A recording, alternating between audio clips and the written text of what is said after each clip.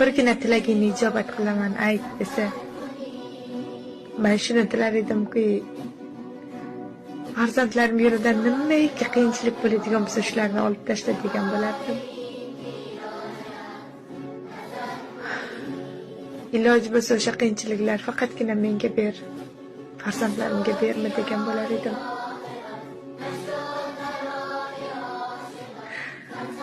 Agar Allohim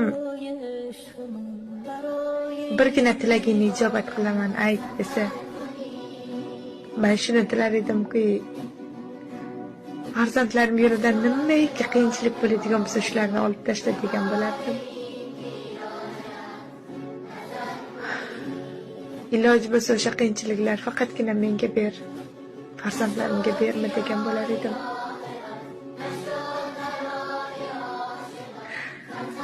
Agar Allohim